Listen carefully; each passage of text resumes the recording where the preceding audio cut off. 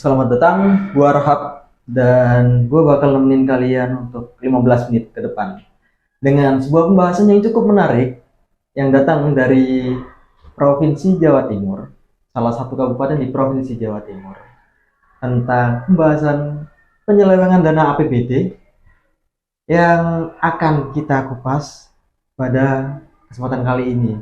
So, without further ado, let's check it out. Malang dengan keindahan alamnya, tersimpan sebuah kasus yang sangat fenomenal yang dikala itu di tahun 2018 terjadi indikasi penyelewengan dana oleh anggota DPRD Malang. Namun sebelum kita bahas lebih tuntas tentang fenomena ini, mari kita sambut, let's greet our guest, Ahmad Zahid, seorang mahasiswa UIN Sunan Kalijaga Yogyakarta yang berasal dari salah satu kabupaten di Provinsi Jawa Timur juga.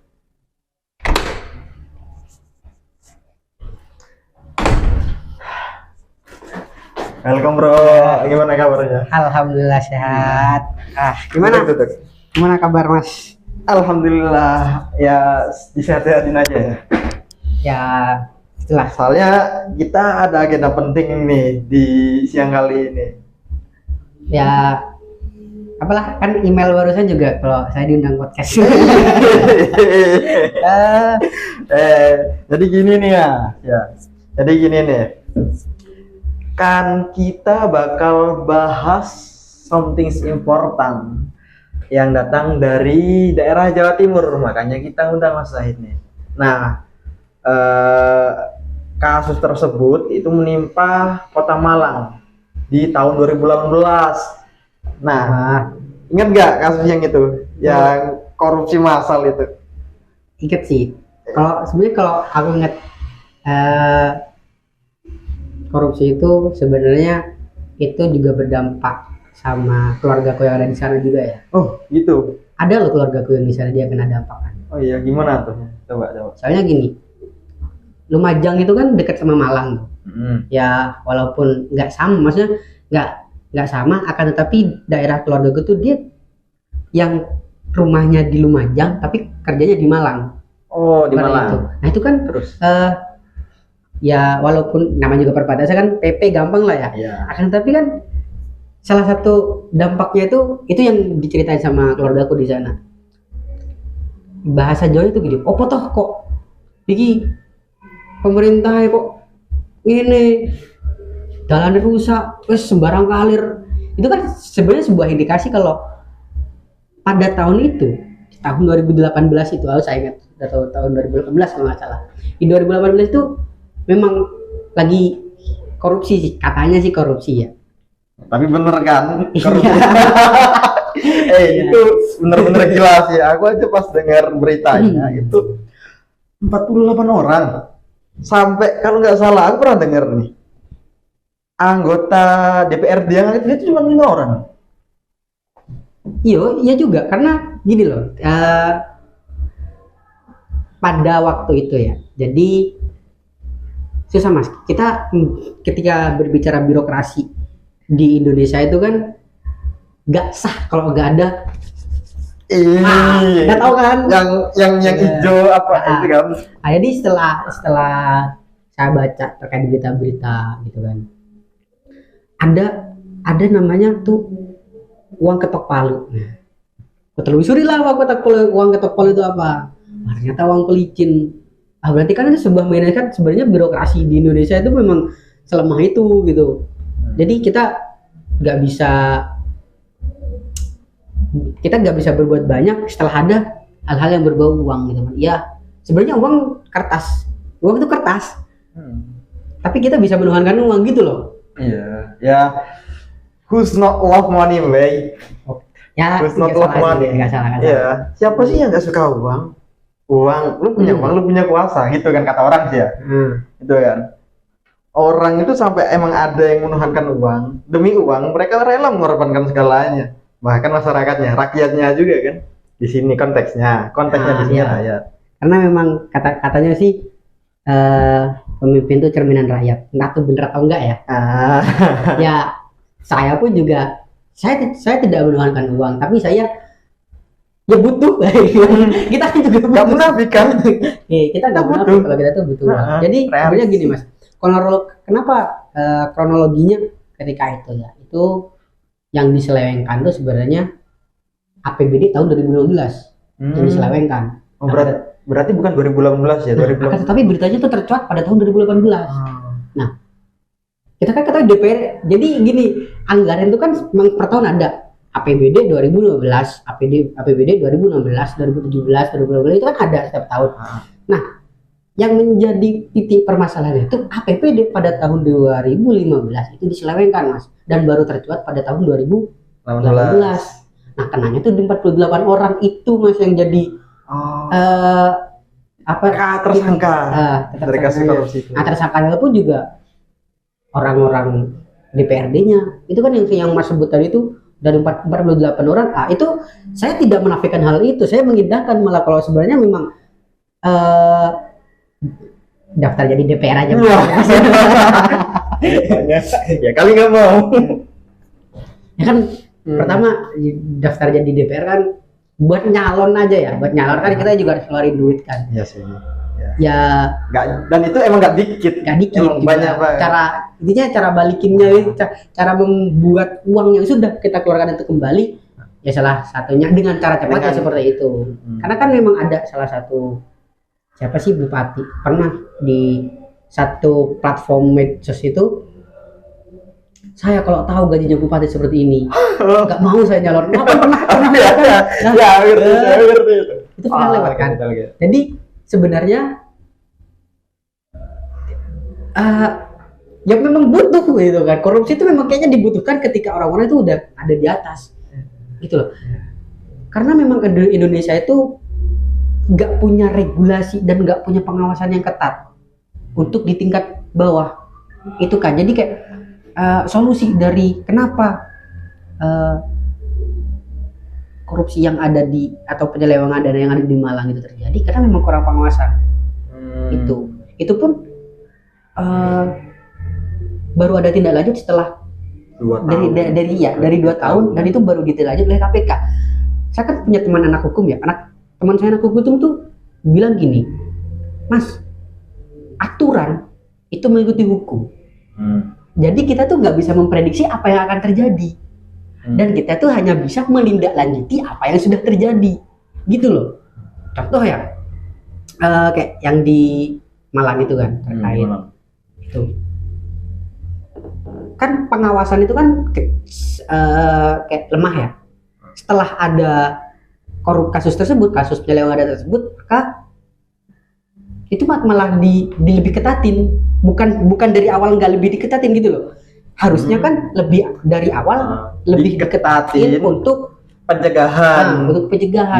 Tetapi ya nunggu jatuh tempo dulu baru dikasih. Ya, emang agak susah sih kalau gitu ya. Ya gimana ya? Ya susah mas, Indonesia tuh itulah. Kita kalau itu untuk saya sebagai pengamat saja, saya sebagai pengamat berita kan, saya merasakan gitu, ada salah satu influencer di Indonesia itu bilang seperti, kenapa orang Indonesia itu bodoh? Apakah anda? Saya pun merasakan kalau saya tuh bodoh. Apakah anda merasakan? Ya biasanya sih. Ya nggak, karena gini, kenapa? Gimana? Kalau kita pukul rata-rata ya, orang Indonesia itu kan punya IQ yang di bawah lah standar. di bawah.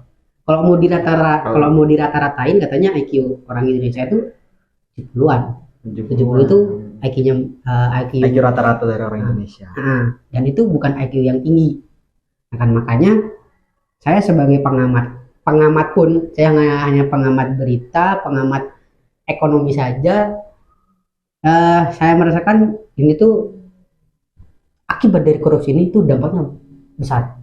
Dampak dari infrastruktur, dampak dari segi pendidikan, dari segi kesehatan gitu loh. Kan kita saya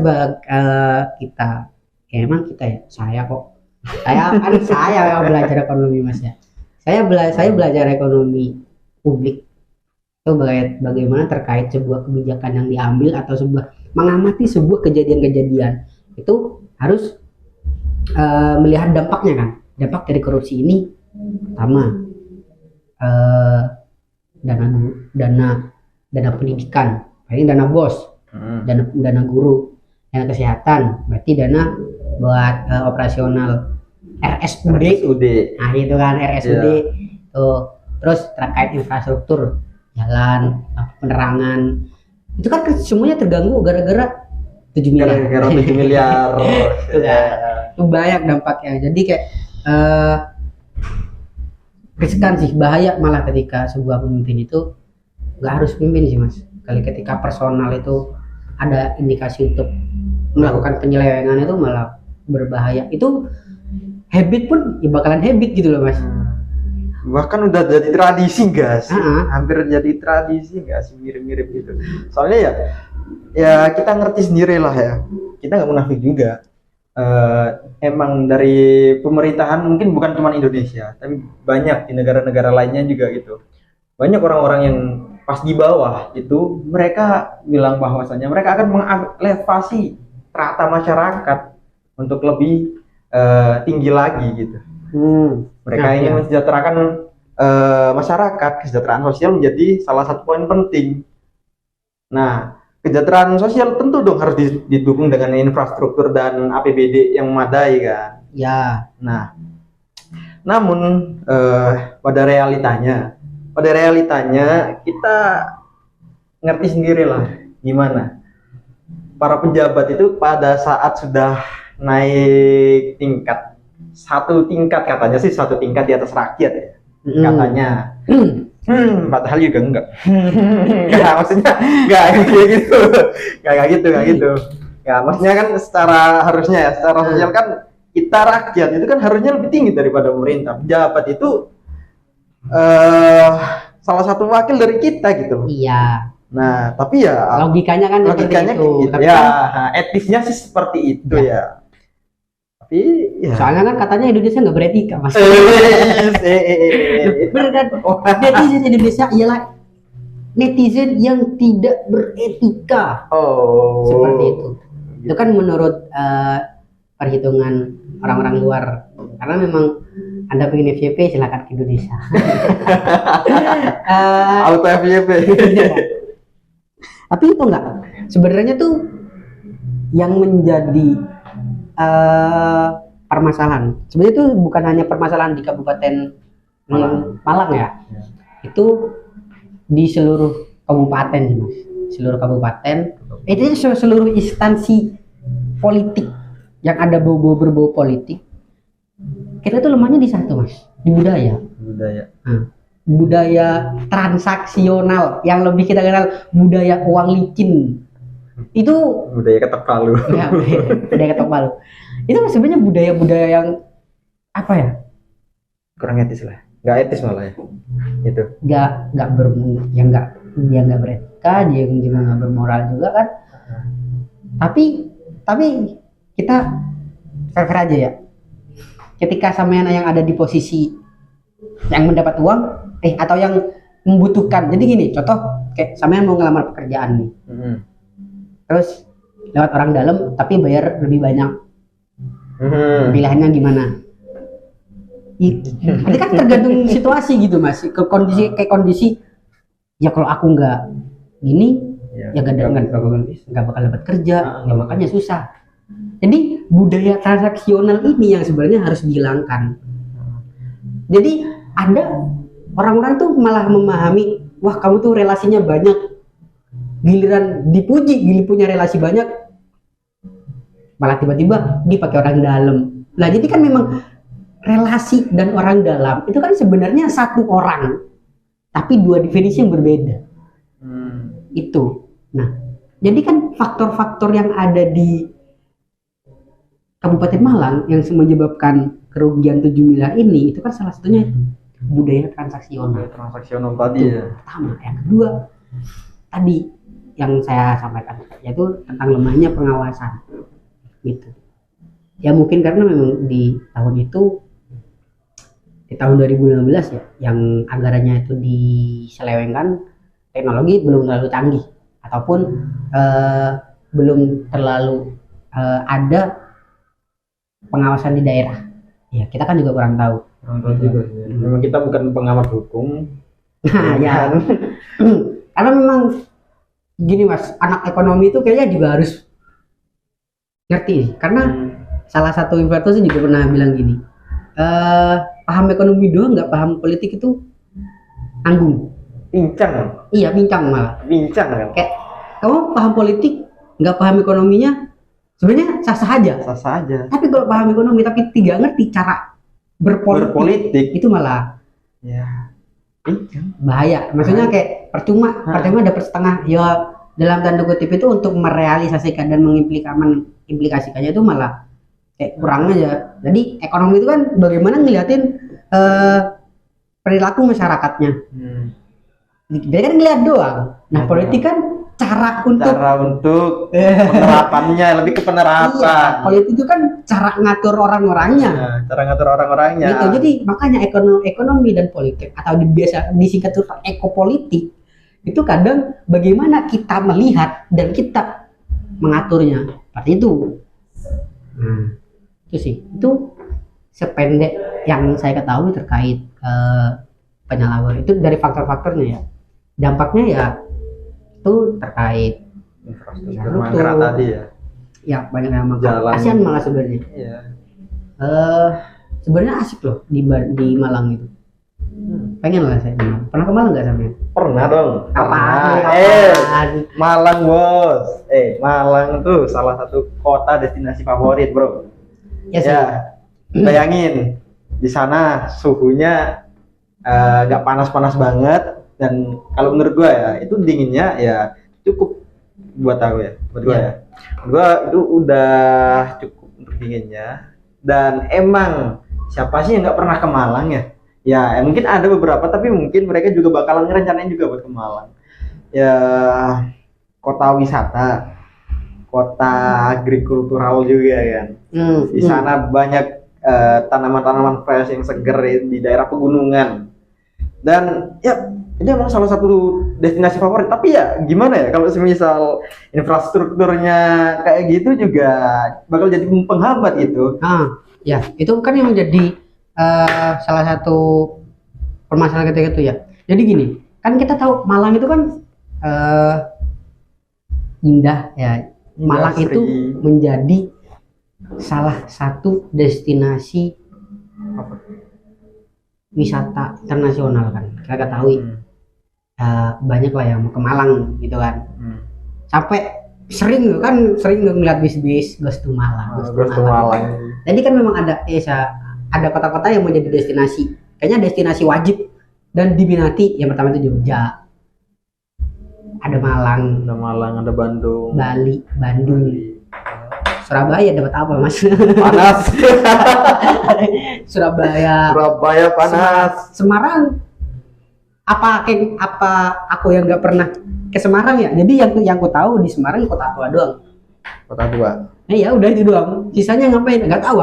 Ya. Aku pun kemarin ke Semarang cuma jalan-jalan doang. Tiba-tiba aja nyampe Semarang. Jadi kayak nggak tahu guys. Sampai Semarang tuh mau ngapain? Kayak Jogja banyak lah destinasi. Kalau mau ke ini di Malioboro, terus di Prambanan, or maybe ini kan Parangtritis itu salah satu destinasi favorit keluarga ya. Ke Malang pun ada Batu. Itu kan biasanya orang-orang kan biasanya ke Batu kan. Tapi kayak miris aja ketika sebuah kota yang indah itu ada kasus yang bahaya. Itu kan kasus-kasus yang agak miris ya. Itu pertama. Yang kedua kan ada kasus ini mungkin kasus yang sepak bola tuh, tahu nggak? Yang di mana tuh? Itu yang ngegemparin satu dunia sepak bola itu yang Arema. Oh, yang itu ya. Oh, ya. Itu mirip ya. Jadi sebuah kota yang indah itu maksudnya kota yang indah tapi punya birokrasi ya punya hal-hal yang seperti itu. Jadi ya sebenarnya kita sebagai masyarakat Indonesia pun cukup mengetahui tanpa harus mengumbar gitu loh. Ya emang sih kota kota Malang itu merupakan kota destinasi favorit ya. Dan memang salah satu sektor utama kota Malang itu juga di bagian Wisata kan? sama wisata juga. Iya. Di wisata juga. Nah, bayangin kan kalau semisal memang kota yang memang sektornya itu di pariwisata, tapi di bagian infrastruktur mangkrak, terus ini itu kan bahaya juga sebenarnya. Yang mengingat juga notabene Malang itu daerah ini loh, daerah pegunungan. Iya. Gue pernah ke Malang ya, itu lewat pegunungan dan itu naik mobil, itu benar-benar gila, ngeri banget itu. Kalau nggak salah itu daerah Batu atau di mana gitu, itu pas naik sebelah itu bukit, kiri jalan nggak ada pembatas jalan, Jurang ya? jurang. Kalau itu salah dikit jurang gitu, bang. Itu udah tahun berapa ya? Aku nggak lupa. Ngantuk dikit beda lah. Ngantuk dikit jalan. Tidurnya selamanya. Ya kan ya. Ya sih. Jadi simpelnya ya mungkin itu sih mas. Emang birokrasi dan sebagainya itu emang harus dibenahi ya. Birokrasi, budaya, pengawasan itu kayaknya itu yang perlu ditingkatin. Tapi aku juga agak bingung sebenarnya juga ya. Kalau misal kita bahas tentang birokrasi, nanti jatuhnya juga mungkin ke masyarakatnya yang perlu dibina atau para pemangku politik ini yang perlu dibina. Karena memang dalam hal ini ya orang yang dulunya itu mungkin ya dia seorang mahasiswa, seorang aktivis gini gitu. Tapi pas udah di bangku politik dia benar-benar dituntut untuk mengikuti budaya mereka, budaya uang licin itu tadi. Dan emang nah dari situ juga aku agak bingung gimana cara agar pemerintah atau mungkin struktural paling tinggi, kedudukan paling tinggi di negara ini tuh Presiden nih.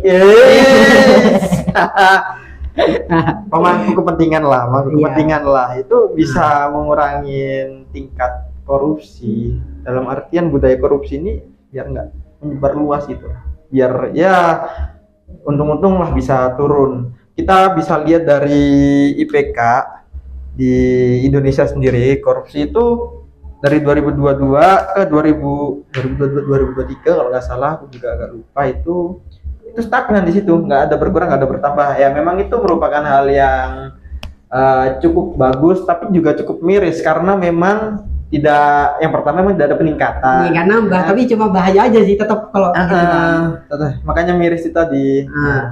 Jadi mungkin untuk pertama ya lebih ke pengetatan sih kalau menurut aku ya. Pengetatan dari mungkin dari segi hukuman yang diberikan atau apa, hingga orang itu takut untuk melakukan tindak kasus korupsi. Yang dimana kan memang sekarang ya hukumannya apa sih?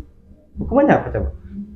Ya korupsi kan gitu-gitu itu sih, itu kan sebenarnya masih tanda tanya. Udah perampasan aset itu sampai sekarang masih aku nungguin itu dari dulu, dari tahun 2022 kalau nggak salah. Udah perampasan aset.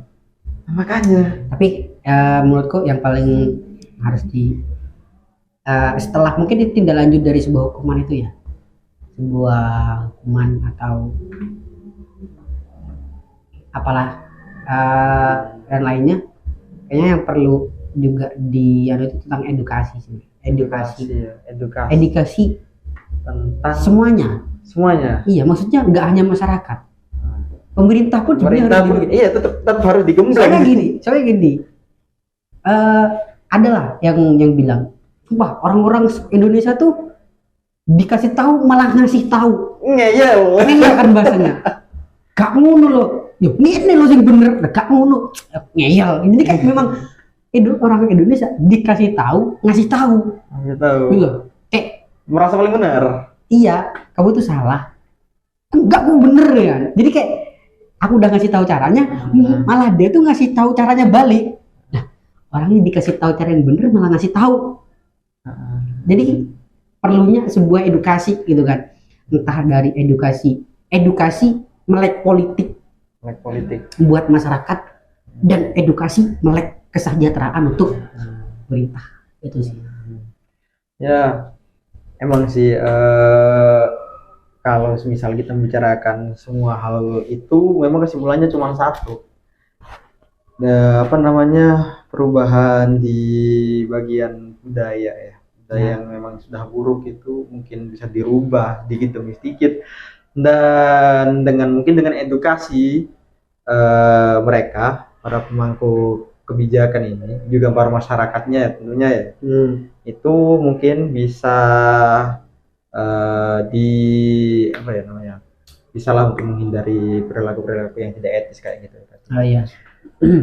Jadi mungkin sekian dari kami. Lebihnya Kurang ya, nggak lebih nggak kurang, cukup itu aja. Sekian dari kita, ya sekian dari mungkin podcast kita kali ini. next episode kita akan bahas lebih banyak terkait Karena permasalahan-permasalahan. memang karena memang keterbatasan waktu ya, jadi Sibuk saya mas. Masnya ini sibuk banget. Jadi see you next letter and goodbye.